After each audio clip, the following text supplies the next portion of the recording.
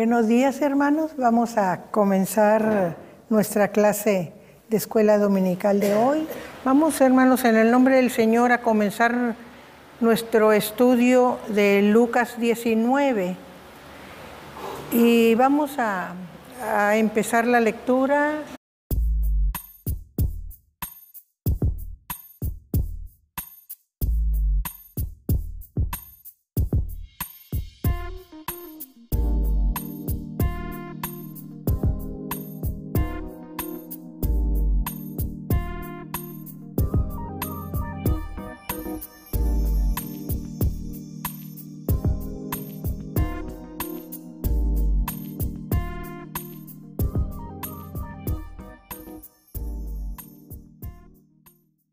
Nosotros vemos, ¿verdad?, que Jesús está muy cerca ya de Jerusalén, así como podemos ver aquí en nuestro mapa, ¿verdad?, que está muy gráfico. Jesús, habiendo venido desde la región de Galilea, ya recorrió todo este camino y dice que está llegando a Jericó. Cuando pasaba por Jericó, sucede esto que estamos viendo en este relato de Lucas 19. Dice, habiendo entrado Jesús en Jericó, iba pasando por la ciudad, y sucedió que un varón llamado Zaqueo, que era jefe de los publicanos y rico, aquí nosotros vemos una descripción muy completa de este personaje. Primero que todo, su nombre nos habla de un personaje netamente judío, porque aunque el nombre está acomodado al griego, que era una influencia muy fuerte, pero el original hebreo es Zakai, ¿verdad? Entonces la O, Zaqueo, es para darle la eufonía del griego, ¿verdad? Y también, curiosamente, este hombre despreciado, rico, jefe de publicanos, la raíz de su nombre significa puro, puro. Así que le digo, es un contraste muy fuerte entre su nombre y el concepto que el pueblo tenía de él, ¿verdad? Y nos dice que este varón que se llama Zaqueo era jefe de los publicanos. No era un publicano cualquiera, era una persona que administraba una zona grande, probablemente un distrito desde el punto de vista romano, que tenía muchos publicanos debajo de su administración. Entonces, esto nos da una idea de que era un hombre prominente, era un hombre que no era un publicano que cobraba impuestos y que se ganaba, sino era un jefe de publicanos, y además nos explica, era rico. Entonces no era nada más pudiente, sino rico, con todas las letras de la palabra rico, ¿verdad? Entonces nos continúa diciendo que procuraba ver quién era Jesús. Quizá tenía una inquietud, una curiosidad por saber quién es ese hombre del que tanto se habla. Y entonces él quería ver, a ver cómo se ve, a ver qué tipo tiene, a ver si se ve muy distinguido o es un hombre cualquiera del pueblo, o qué le ve la gente a este Jesús que lo busca y lo sigue tanto, ¿verdad? Procuraba ver quién era Jesús, pero no podía ver. ¿Por qué? Dice, porque había mucha gente. La gente no le tapaba, no lo dejaba ver. ¿Y por qué no podía ver? Porque era muy pequeño de estatura. Quizás si hubiera sido alto podía ver por encima, ¿verdad? Pero era chaparrito, entonces no podía ver. Pero no se quedó con la inquietud y con la desesperanza, no, pues no se puede, no puedo llegar al frente, sino que, ¿qué hizo? Dice, corriendo delante. O sea, él tenía apuro, no se me puede pasar este Jesús sin que yo lo vea. Corriendo delante, subió a un árbol sicómoro. Y quizá nos preguntamos qué tipo de árbol es el sicómoro.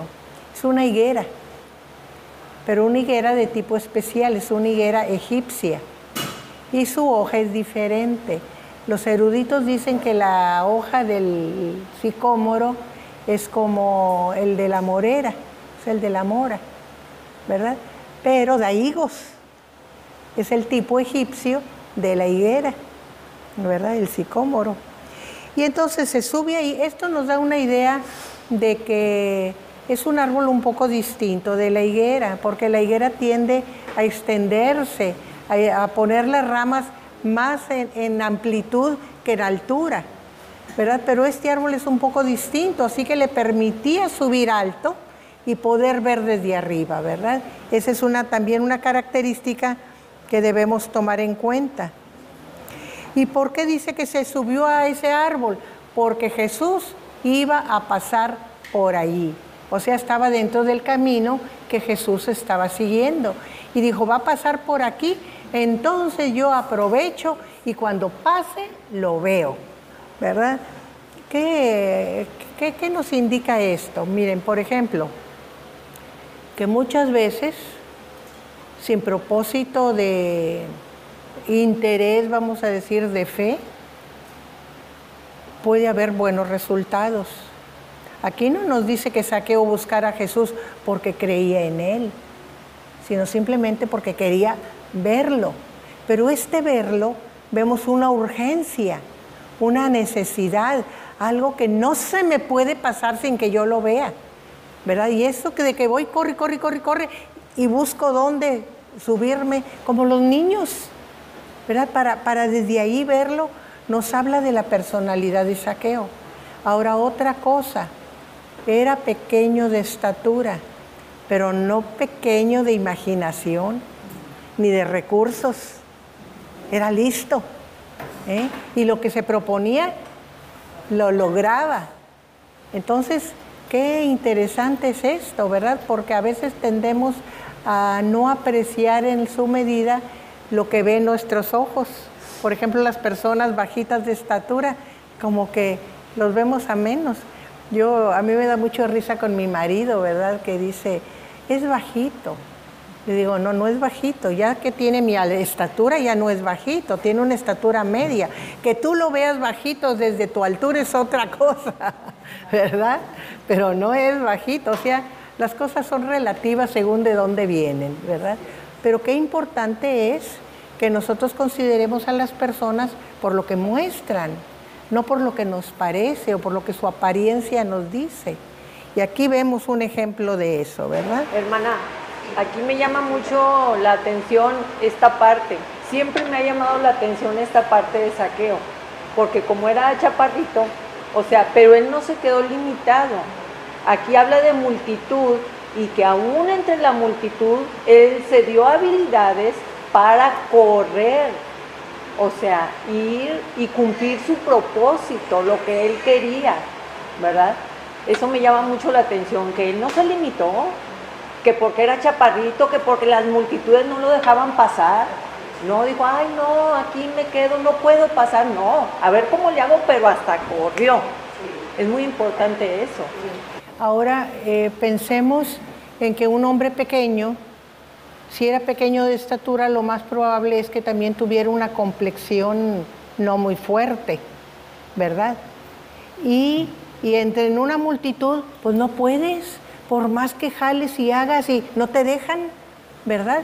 Y más si hay hombres fortachones ahí, menos. Yo he observado, por ejemplo, en mi experiencia personal, que yo tenía una amiga que era bajita y cuando entrenábamos para carreras, en entrenamiento de velocidad, nadie la alcanzaba, pero parecía motor, así, a todo lo que daba. Y a mí me llamaba mucho la atención eso, esa cualidad de ella. Probablemente aquí la tenía él también. Sí, de sobreponerse a sus condiciones de nacimiento, ¿verdad? Salir adelante de esas condiciones. Entonces, vamos a continuar con la lectura, con el versículo 5.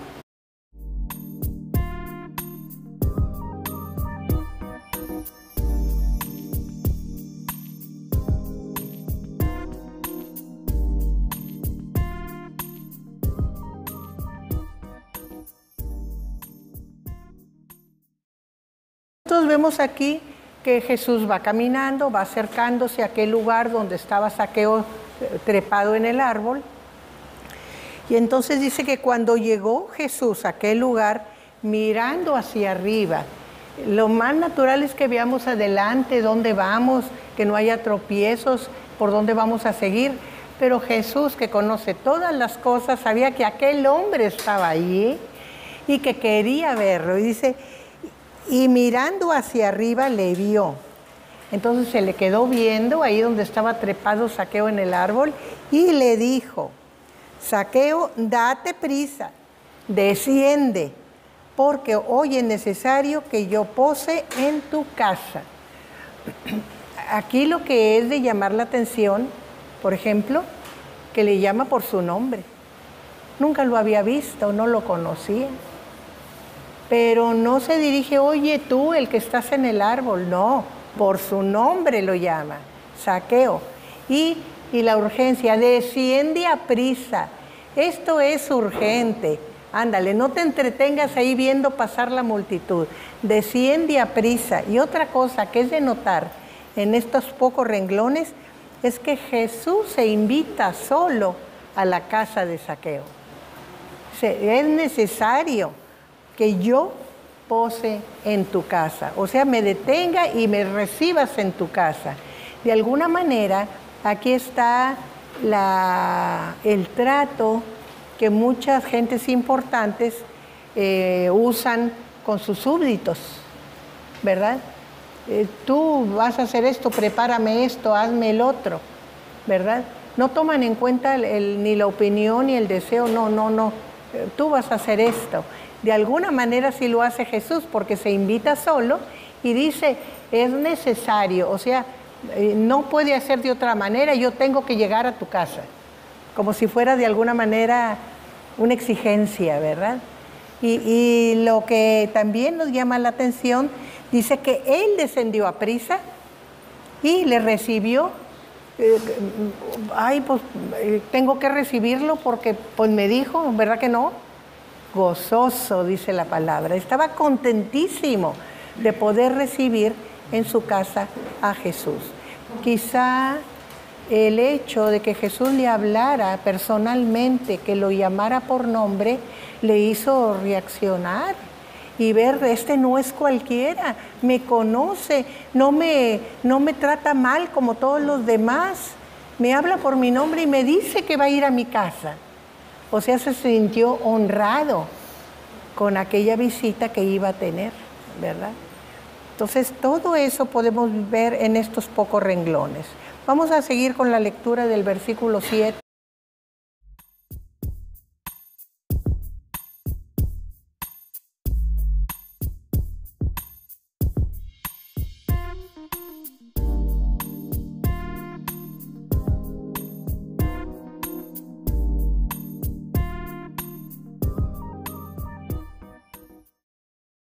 Miren, siempre estamos listos para criticar.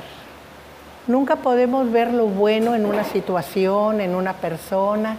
Vemos lo malo, vemos lo criticable, vemos a ver en qué vemos que falla o en qué está mal aquella situación. Y aquí no es la excepción. El hecho de que Jesús mostrara su deseo de ir a la casa de un jefe de publicanos, ya lo puso mal con aquella multitud y sobre todo con los importantes. ¿Cómo? No nomás va a ir a comer, va a ir a quedarse en esa casa, posiblemente a pasar la noche, ¿verdad? ¿Cómo? La casa de un pecador que ni siquiera nos acercamos ni lo tratamos, ¿verdad? La crítica, primero que todo, ¿verdad? Pero entonces Zaqueo, y aquí nosotros vemos, así como estaban hablando, porque muchas veces las murmuraciones no se hacen en voz tan baja, sino que queremos que lleguen a donde nos interesa que lleguen. Y han de haber llegado a Jesús y han de haber llegado también a Zaqueo. Entonces Zaqueo, que se sabía un hombre despreciado, un hombre no bien visto, un hombre para quien la santidad ya no era tomada en cuenta porque pues tenía un empleo que le robaba la santidad, ¿verdad? El simple hecho, aunque fuera el hombre más íntegro del mundo, que quién sabe, pero si fuera el más íntegro del mundo, con el solo hecho de trabajar para los romanos, perdía la santidad ante los judíos, ¿verdad? Entonces, oyendo todo aquello, se levanta Zaqueo, no sentado en la mesa donde lo oían nada más los que estaban cerca de él, se levanta y le dice al Señor, ¿verdad? He aquí, Señor, la mitad de mis bienes doy a los pobres. ¿Qué quiere decir esta acción de Zaqueo? Quiere decir, Señor, soy un hombre nuevo, sí, soy rico, pero no estoy apegado a mis riquezas. ¿Se fijan la diferencia entre este hombre rico pecador con el santo joven que había cumplido con la ley toda su vida, pero que no se pudo desprender de sus riquezas? ¿Qué diferencia? Este hombre, considerado por todos como pecador, inmediatamente dice, yo soy un hombre transformado. Ustedes dicen que está en casa de un pecador, pero no soy el mismo. La mitad de mis bienes doy a los pobres. Con eso empieza. Y luego continúa. Jesús y dice, y si en algo he defraudado a alguno, se lo devuelvo cuadruplicado. La ley pedía que se entregara lo que se había defraudado más la quinta parte extra como castigo. Pero aquí no ofrece devolver lo defraudado y una quinta parte, sino 4 veces lo defraudado, ¿verdad? O sea, muchísimo más dinero. O sea, se sobrepasaba de lo que pedía la ley. Entonces, ¿qué quiere decir? No me importan las riquezas, no me importa. Lo que quiero es demostrar que soy un hombre nuevo. Este contacto con Jesús me ha cambiado. Yo creo que desde el momento en que Jesús le habló por su nombre, se hizo un cambio en él. Porque eso que se bajó gozoso para ir a preparar su casa y recibirlo, ya nos habla de un cambio. Y aquí nosotros debemos de ver cuántas veces la gente que por muy diversas razones se acerca a Jesús, como era la curiosidad en Zaqueo, recibe más de lo que espera o más de lo que imagina cuando se acerca a Jesús, ¿verdad? Muchas veces viene gente a nuestro templo y viene por curiosidad a ver qué hay. Parece una iglesia católica, voy a entrar a ver qué, ¿verdad? Y recibe la palabra y cuando sale ya no es el mismo. La palabra lo toca y es transformado, ¿verdad? Entonces así pasó con Zaqueo. Así que aquellos que lo criticaban y que lo veían su exterior el mismo y lo juzgaban como un hombre pecador, erraban, porque Zaqueo no era el mismo, sino que era un hombre transformado, ¿verdad? Muy bien, vamos a seguir con la lectura del versículo 9.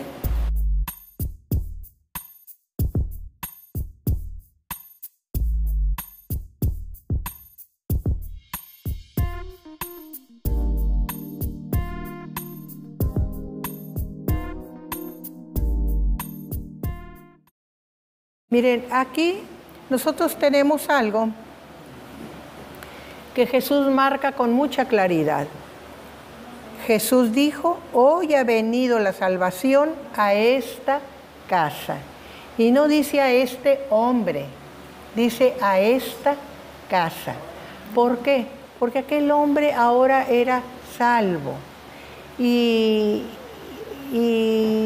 cuando el Evangelio entra en un lugar, no se queda estático, se extiende. Entonces el hecho de que él se convirtiera iba a hacer que toda su casa se convirtiera. Y cuando se habla de su casa no es nomás la familia, sino todos los que viven ahí, los parientes, los siervos, los empleados, porque muchos eran a jornal, no todos eran siervos, ¿verdad? Entonces toda la casa, toda la gente que formaba parte de aquella comunidad, de aquel hogar, porque eran reales comunidades los hogares, iban a ser convertidos. Por eso Jesús habla de que la salvación ha llegado hoy ha venido hoy a esta casa. Y dice Jesús, por cuanto él también es hijo de Abraham. Puesto que era judío, nosotros sabemos que en la carne era hijo de Abraham. Pero Jesús está marcando algo diferente. Jesús está marcando, ahora es un auténtico hijo de Abraham por la fe. Lo confirma, sí, no nada más porque desciende de Abraham, sino porque ha reconocido al prometido a Abraham, en el cual serán benditos todas las naciones, ¿verdad? Entonces, por eso es ese juego de palabras, ¿verdad? Él también por cuanto él también es hijo de Abraham, porque el Hijo del Hombre vino a buscar y a salvar lo que se había perdido. El publicano se había perdido para Dios en el sentido de que no le miren, los publicanos los consideraban igual que los paganos. Las prostitutas y los publicanos estaban en el renglón de los que no eran judíos.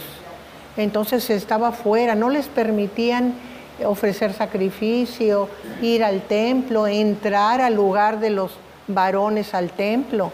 O sea, no tenían ninguna prerrogativa religiosa, estaban apartados, ¿verdad?, de Dios, por la misma cultura, la misma forma de ser que tenían los judíos, sus normas, sus reglas. Pero Jesús, en ese sentido, estaba perdido para Dios, porque no podía participar y seguir los ritos que mantenían esa relación con Dios, como eran los sacrificios por el perdón, por ejemplo, ¿verdad? Pero desde este momento, Jesús dice, Él ha restaurado su relación con Dios, porque también es un hijo de Abraham, porque ahora es salvo, ¿verdad? Y porque a eso vine yo, ese es mi ministerio. Todo lo que estaba perdido, buscarlo y salvarlo. Por eso le dice cuando lo ve, es necesario que pose en tu casa. ¿Por qué? Porque Jesús ve y conoce el corazón de la gente, ¿verdad? Y aunque la gente ni busque, aquí es en los casos de que los que no lo buscaron, lo encontraron, ¿verdad? Saqueo no lo buscaba desde el punto de vista religioso, pero el hecho de tener el interés lo salvó, ¿verdad? ¿Sí, Nelly? Yo me atrevo a pensar, aunque la historia no habla más allá de Saqueo, más que este episodio, me atrevo a pensar que por el impacto que Jesucristo hizo en su vida, de una transformación tan inmediata, fue un personaje muy importante, de que él fue un gran testigo y con sus acciones tuvo mucho alcance, no solamente a su casa, sino más allá de su casa. Y estoy segura que este Saqueo fue un impacto para la sociedad, para la comunidad, por el impacto y por las acciones que desde el inicio manifestó. A lo mejor fue un sostén de la iglesia por su economía, es probable. Miren, muchos eruditos dicen que es muy probable que en este viaje que Jesús hace desde el norte, allá de Galilea, hasta llegar a Jerusalén, puede que haya habido muchos convertidos. Pero este caso es tan notorio, es tan impactante, vamos a decir, tanto por la persona de Saqueo, el esfuerzo que hizo, como el resultado, que Lucas decide ponerlo en la historia, en el Evangelio, ¿verdad? Porque es impactante realmente esta conversión. Puede que haya habido muchas otras, pero como no se puede relatar todo, sino lo más importante, como dice Juan, no cabrían en todos los libros del mundo, ¿verdad? Entonces lo más importante se escribe, ¿verdad? Pero lo importantísimo que marca Jesús aquí es que Él vino a buscar a los que no estaban bien, a los que como dice aquí la palabra, estaban perdidos. Y que le criticaban que iba con un pecador. Dice Jesús mismo, el médico no va con los sanos, va a la casa de los enfermos. Así él no iba con los justos, iba a la casa de los que tenían problemas. ¿Para qué? Para rescatarlos, para sacarlos adelante, para incluirlos en la familia de Dios. Vamos a seguir con la lectura, vamos al versículo 11.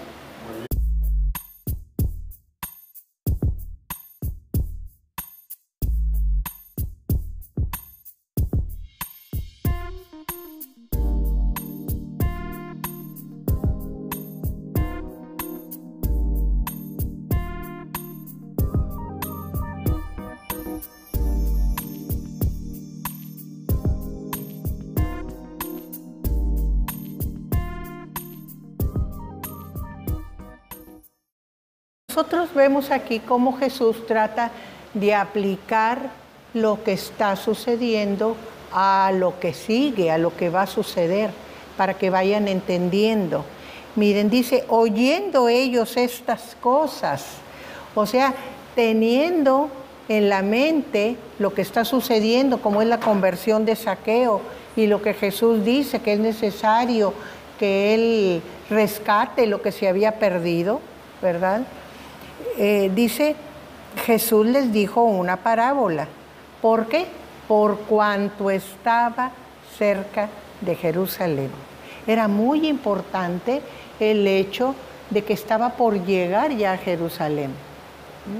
Aquí ya era una multitud tremenda, la popularidad y la fama de Jesús ya no estaba oculta a nadie, era manifiesta. Ahora también tenemos una cosa que por la que Jesús cuenta esta parábola. Dice, porque ellos pensaban que el reino de Dios se manifestaría inmediatamente. Ya habían visto todas las proezas de Jesús, el poder de Jesús. Y se acuerdan que cuando Jesús les anunció otra vez su muerte, ellos no podían entender nada de esto. ¿Y qué les decía yo? Porque tenían en la mente la idea de que era el rey, era el Señor, era el que se iba a imponer, era el que iba a gobernar. Esa idea no los dejaba ver otra cosa. Y aquí, como vemos otra vez, dice, porque ellos pensaban que el reino de Dios se manifestaría inmediatamente. O sea, llegamos a Jerusalén, Él se proclama Señor y se sienta en el trono. Y ya tenemos nuevo rey poderoso, porque puede hacer cosas que el humano no hace. Tiene un poder mucho más allá de los humanos. Entonces ellos se sentían seguros y estaban clavados en esa idea. Entonces por eso Jesús les cuenta o les relata esta parábola. ¿Y qué dice la parábola? Un hombre noble se fue a un país lejano para recibir un reino y volver. ¿De qué está hablando Jesús? Está hablando de que Él va a irse lejos, va a recibir un reino, pero va a regresar.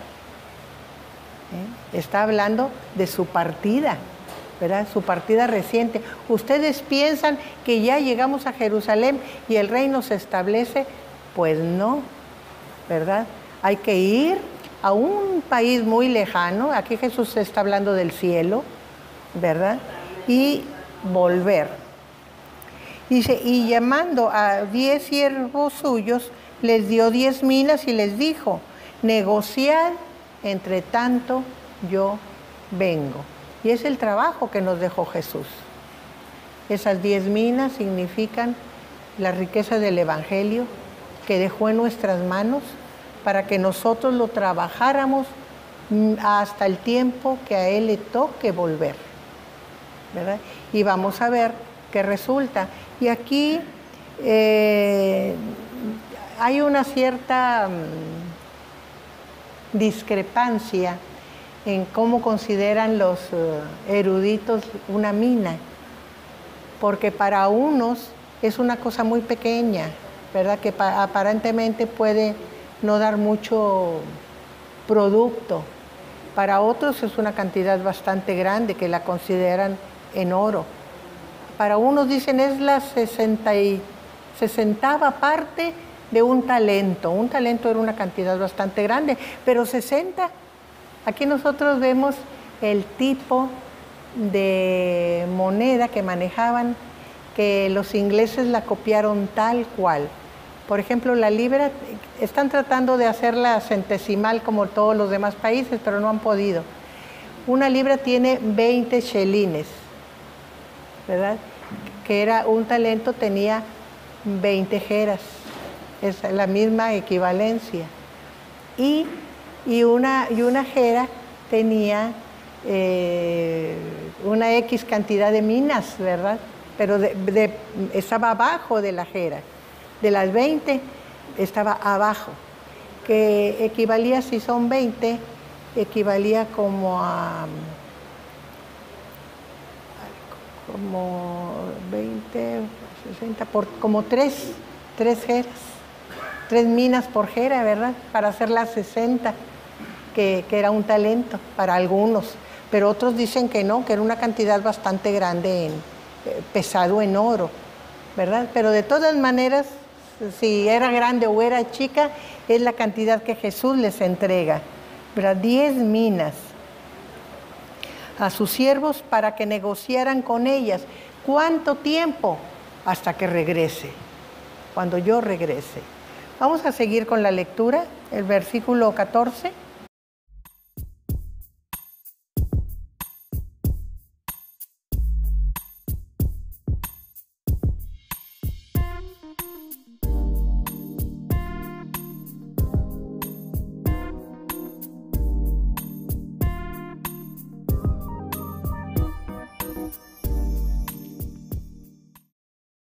Aquí nosotros vemos, dice, que sus conciudadanos, o sea, la gente que vivía ahí con él era un hombre noble, se iba a ir a una tierra lejana, a un país lejano a recibir el reino, pero los que eran del mismo lugar que él era, no lo querían, no lo aceptaban, ¿verdad?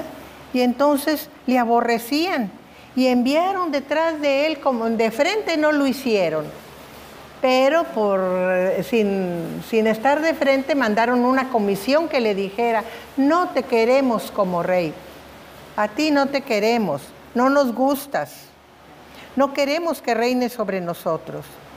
Pero dice que vuelto él, después de recibir el reino, mandó llamar ante él a aquellos siervos a los cuales había dado el dinero para saber cómo lo habían negociado. Lo primero que hizo fue a ver a aquellos a los que entregué algo, qué pasó, cómo lo trabajaron, qué hicieron. Pero aquí nos está dando a entender con estos gentes que eran de su lugar, sus conciudadanos, está hablando de los judíos de su época, de su generación, que no lo querían, que no querían que él tuviera autoridad sobre ellos, no le reconocían autoridad. No queremos que este reine sobre nosotros. Pero él no consideró, hasta aquí no ha considerado eso. Simplemente vuelve, y esto está hablando de la segunda venida de Jesús. Vuelve y pide cuentas. Así el Señor nos va a pedir cuentas. A ver, yo les di mi palabra. ¿Qué han hecho con mi palabra? ¿La han usado? ¿La han llevado adelante? ¿Cuántos convertidos hay por la palabra que les he dado?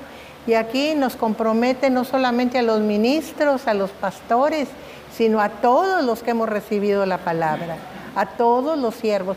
Y fíjense una cosa, dio a todos la misma cantidad.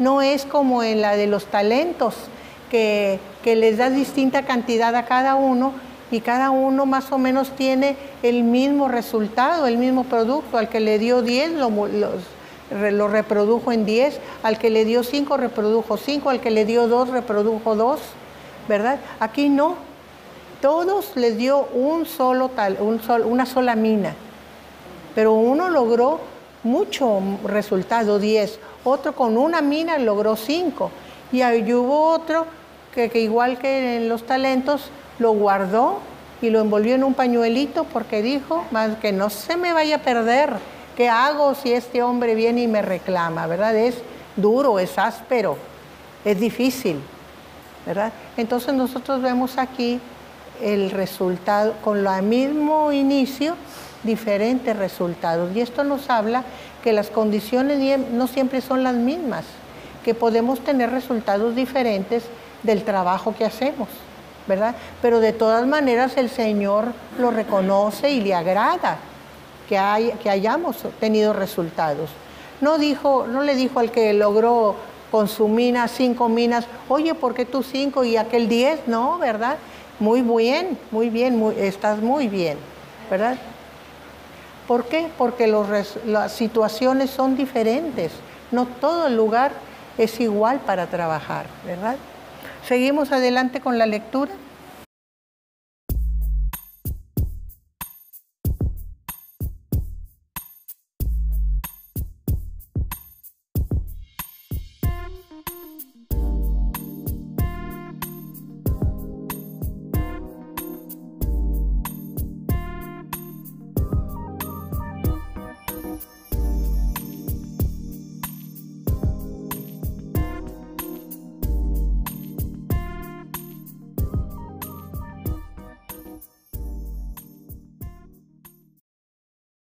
Nosotros vemos aquí cómo al regresar el Señor, ¿verdad?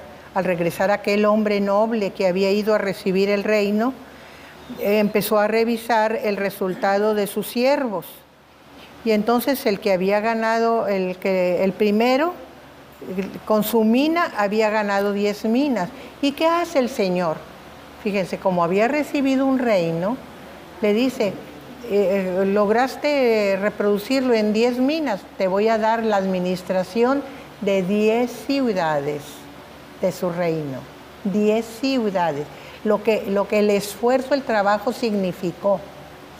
Al que había, dice, ¿y qué le dice? Buen siervo, por cuanto en lo poco has sido fiel, tendrás autoridad sobre 10 ciudades. O sea, la fidelidad con la que le respondemos al Señor es importante, ¿verdad? Y Él comprende y sabe, como les digo, que no todas las situaciones son iguales, pero lo importante es que seamos fieles en el trabajo al Señor. Y vino otro diciendo, Señor, tu mina ha producido 5 minas. Y también a este dijo, tú también sé sobre 5 ciudades. O sea, uno es la dificultad en el terreno donde se movían, otra es la capacidad de administración, ¿verdad? Así que según su capacidad les daba el trabajo, ¿verdad? En su reino uno recibió 10 ciudades para administrar, el otro recibió 5 ciudades para administrar. ¿Qué quiere decir? No te voy a dar más de tu capacidad para que no te sientes embromado, ¿verdad? Cargado. Nomás lo que es tu capacidad. Fuiste fiel en eso, también tengo la seguridad que serás fiel en esto otro, ¿verdad? Pero el que guardó su mina, ¿verdad? ¿Qué pretextos puso? No, Señor, no tuve miedo. No, ¿qué va? ¿Qué me haría si acaso no me resulta la cosa, verdad? Ni se arriesgó, ni le puso ganas. Mejor me quedo tranquilo y le devuelvo lo que es suyo, ¿verdad? O sea, no fue fiel a lo que se le pidió. Simplemente lo dejó sin trabajar. ¿Sí, Nelly? A mí me gustaría, gracias por permitirme comentar, que esto revela la personalidad de la iglesia también. Al momento del Señor pedir cuentas, da por hecho que va a haber un resultado del cual está pidiendo cuentas. Y el hecho de que cada personaje trabajó para 10, para 5 o el que no trabajó, es importante que nos demos cuenta que esta es la personalidad de la iglesia. Unos trabajan más conforme a su capacidad, otros un poco menos, pero hay gente que no trabaja tampoco. Y es importante que nos demos cuenta y hagamos conciencia, porque ahorita estamos a tiempo de cambiar eso. Miren, Jesús dice en la parábola del sembrador que el que cayó en buena tierra, el grano que cayó en buena tierra dio fruto al 100, al 50 o al 60 y al 30. O sea, los resultados fueron diferentes. ¿Por qué? Porque algunos, los que están en medio y bien regados y mantienen la humedad, pero dan bastante. Pero los que están a mediación ya no tienen tanta humedad, entonces dan menos. Y los que están en las orillas, que el monte les roba la humedad, esos dan menos, pero todos dan, ¿verdad? Pero el problema es con los que, como dicen, los que se comen los pájaros y los que caen entre espinos, la tierra mala, ¿verdad? También los cristianos a veces somos tierra mala para la palabra. Eso es lo que hay, ¿verdad? También aquí detrás. Y el ponerle pretextos al Señor. Miren, a veces pensamos que nada más de palabra, el que evangeliza, el que enseña, el que concientiza a la gente de las verdades del Evangelio, pero no nada más con la palabra logramos resultados, lo logramos con nuestro ejemplo. El que vive el Evangelio, la gente ve a la persona y dice, ah, caray, esta persona es diferente.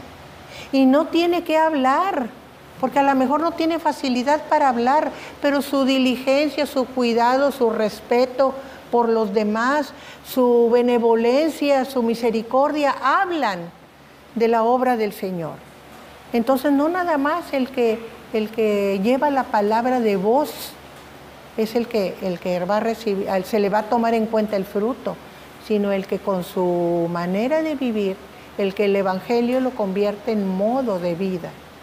Ese también va a tener sus resultados, ¿verdad? Que no son tan tangibles, porque ni cuenta nos damos, las gentes que nos ven, ni cuenta nos damos qué toman de nosotros, ¿verdad?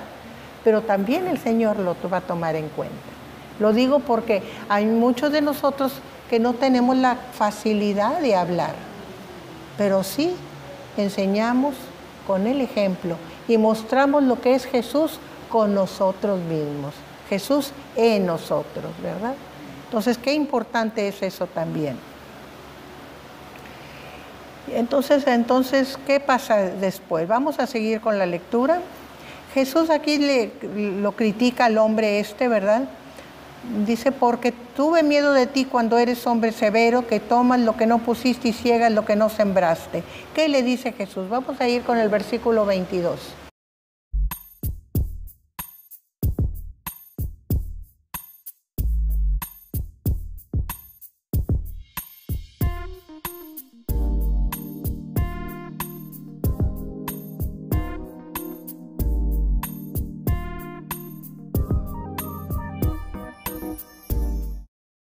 Fíjense, aquí Jesús de alguna manera no critica que no haya hecho nada, sino que no tuvo interés en que el amo recibiera el producto que requería su inversión que él estaba haciendo. Bueno, si tú no querías trabajar, ¿por qué no se lo diste a los banqueros? ¿Verdad? Lo hubieras depositado en el banco, porque había los sistemas de crédito y de trabajo. En los bancos es la creación más antigua de los judíos, como elemento comercial. Ellos usaban mucho los pagarés. Por ejemplo, no manejaban el dinero en efectivo, manejaban pagarés en los viajes, por ejemplo, los barcos cuando iban, llevaban sus pagarés, en tal o cual lugar eran pagaderos, y así se manejaban, con documentos, no con efectivo. Porque ¿qué era el efectivo en aquel tiempo? El oro y la plata. No podían ir cargados, ¿no? Y además era peligroso, como les pasaba a los españoles, que iban los barcos cargados de oro y de plata. ¿Y qué pasaba? Los asaltaban, ¿verdad? Los barcos piratas, ¿verdad? ¿Y qué? ¿Les robaban todo o los hundían? ¿Verdad? Entonces, pues de nada les servía, ¿verdad? Pero el judío era más práctico. Desde aquel entonces, y estamos hablando de los tiempos de Jesús, lo hubieras dado a los banqueros y me hubiera dado los intereses, ¿verdad? Hubiera ganado los intereses. Muy bien, seguimos con el versículo 24.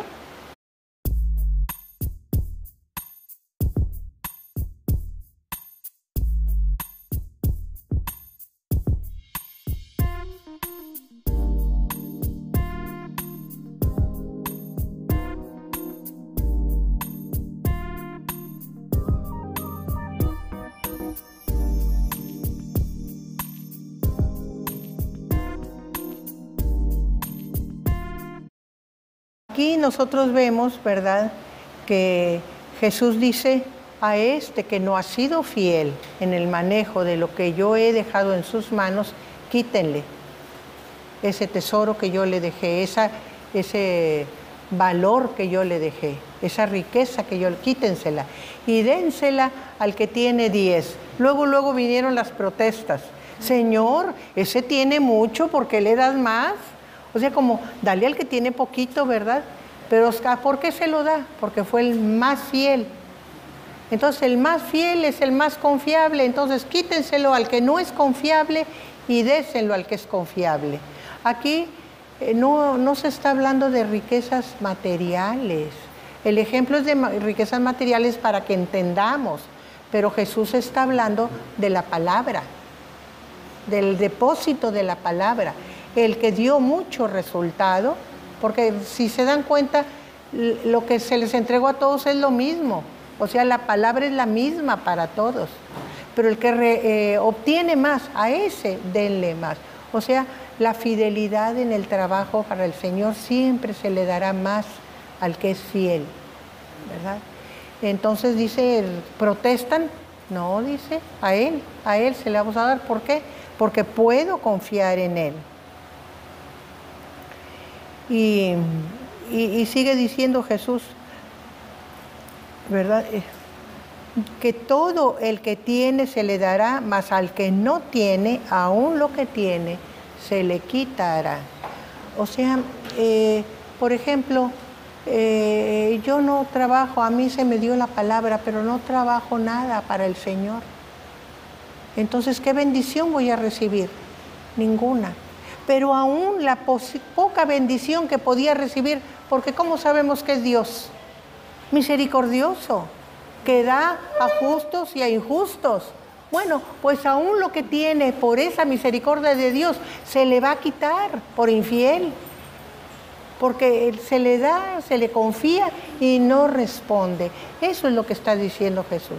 Porque cuando nosotros leemos la palabra, bueno, si lo que tiene Él, pues si es de Él, ¿por qué se le quita? Pero como Jesús está hablando de fidelidad a las verdades eternas, entonces dice, aún la bendición que pudiera recibir por sí, no por lo que yo le doy, sino por sí, hasta esa se le quitará. Es como decir, sí, hermana Silvia.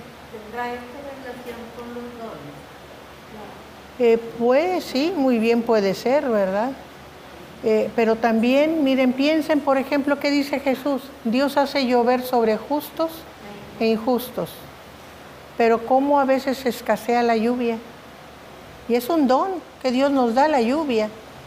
Pero ¿cómo a veces falta la lluvia? ¿No será una de esas veces que Dios, aún lo que tenemos, que ya consideramos que es obligación que la naturaleza nos dé lluvia? Que Dios nos mande lluvia en las temporadas en que son de lluvia. Es un don que ya sentimos que merecemos simplemente por estar en esta tierra. Pero ¿qué tal si hasta eso nos quita el Señor? Dice la palabra, ¿verdad?, que nos acerquemos al Señor y que nos arrepintamos. ¿Por qué? Porque de esa manera Dios bendecirá nuestra tierra. O sea, vendrá bendición. Una bendición que no es lo que sembramos, sino que es misericordia y amor de Dios hacia nosotros. ¿Por qué? Porque somos fieles a Él. Porque reconocemos nuestros errores y lo buscamos. Porque eso es lo que es arrepentirnos. El que se arrepiente de su pecado es el que desea acercarse a Dios y decirle, Señor, me equivoqué, ando mal, Señor, pero quiero estar contigo, ¿verdad? Y entonces Dios nos bendice. Pero el que ni se ocupa, como es el infiel, que no trabajó ni le importó el trabajo del Señor, pues a ese hasta lo que tiene se le quitará. Y luego nos quejamos de las sequías, hermanos, y nos quejamos de los desastres naturales y de tantas cosas. ¿No serían una expresión, no estoy diciendo que sea la palabra, pero no sería una expresión de esto? ¿Que aún lo que tenemos nos será quitado? ¿Sí, hermana Silvia? Sí. Sí, como dice la hermana Silvia, miren, ¿qué son los dones? Los dones son bendición del Señor que nos da para el trabajo. Por ejemplo, voy a ponerme, aunque está mal, pero me voy a poner yo ahorita de ejemplo, un ejemplo que ustedes ven. Por ejemplo, mi capacidad para poderles dar la clase. Si yo decido no dar más clase porque no me da la gana, porque tengo que levantarme temprano y estar a tiempo, y porque, ya me empezaron a caer gordo algunos de los hermanitos que vienen, ¿qué puede hacer el Señor conmigo? Me quita la capacidad de dar la clase, de ser explícita. ¿Por qué? Yo les he dicho muchas veces, yo leo y preparo, pero lo que yo doy aquí resulta sobre la marcha. Lo que ustedes me comentan, lo que ustedes me dicen, me da pauta de algo que yo no preparé, ¿verdad? Porque el Señor lo da. ¿Pero por qué? Cuando uno está dispuesta a ser fiel al Señor. Pero si yo me rebelo y me hago floja y no quiero, pues me puede quitar esa capacidad, ¿verdad? Es lo que la hermana nos está diciendo. Las cosas espirituales las perdemos. Sí, hermana. Hay enfocado en lo que usted está diciendo en este momento, quiero citar un texto de Pablo que dice: aprendan a ver las cosas desde el punto de vista de Dios, no del suyo, que es humano. Sí, ¿verdad? Porque siempre en la palabra vamos a encontrar conocimiento, enseñanza y sobre todo la voluntad de Dios para nosotros. Entonces, qué importante es que la sigamos, que la obedezcamos, ¿verdad? Porque de esa manera siempre tendremos bendición en nuestra vida. No, bendición no quiere decir riqueza, ¿verdad? Podemos no ser muy ricos, pero ¿qué dice la palabra? No habrá justo que esté con hambre, que le falte pan, ni que mendigue el pan. Y eso ya es una bendición grande del Señor. Ni su descendencia mendigue pan. Yo creo, hermana, que para los que tenemos la palabra por pie, nosotros siempre nos está hablando y redarguyendo qué es lo que tenemos que hacer. Hasta en las noches ya dormidos, ¿por qué no hiciste esto? ¿Por qué no fuiste con tu hermano? ¿Por qué no le hablaste? Porque siempre está hablando de lo que tenemos que hacer. ¿Qué hacer? Aunque sea poquito. Sí. Pero ese poquito si no lo convierte en bendición. En bendición. Es la guía que el Espíritu Santo nos da para llevar a cabo la vida cristiana como debe ser. Que a veces, sí, pastor. Sí, ahorita lo que decía, hermana, que esto representa la palabra, y luego el ejemplo que daba de usted misma, yo quería comentar esto, que Dios a usted le da la palabra y luego usted la comparte aquí con nosotros, pero no debe quedarse ahí, sino que a través suyo Dios nos da a nosotros también la palabra, y nosotros tenemos que son las minas, ¿verdad?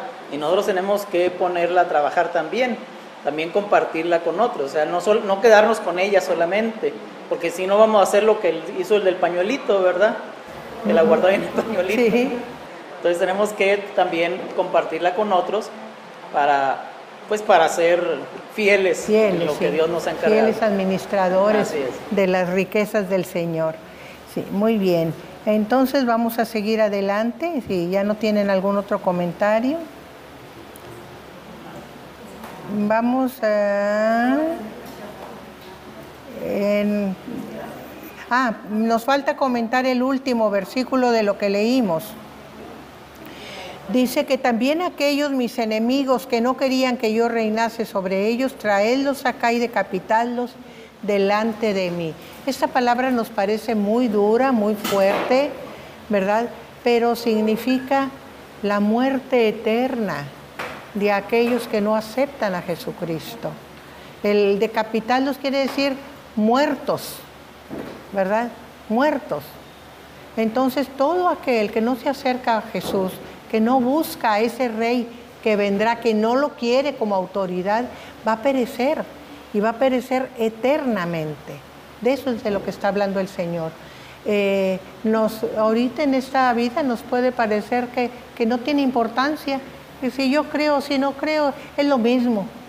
Pero cuando venga el Señor, entonces vamos a ver la diferencia, ¿verdad? Y entonces todos aquellos que no quisieron aceptar, que tuvieron oportunidad y que no quisieron aceptar al Señor, van a morir.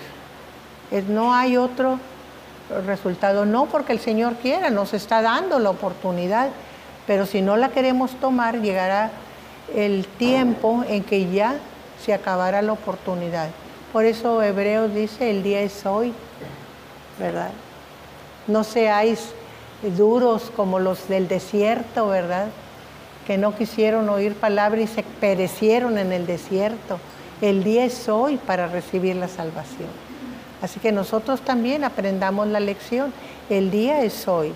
Y toda aquella persona que nos interese, procuremos llevarle la palabra. Miren, a veces nos desalentamos porque hablamos y no vemos resultados. Pero el Señor no nos dice que vamos a ver resultados, nos dice que sembremos. Esa es toda nuestra obligación.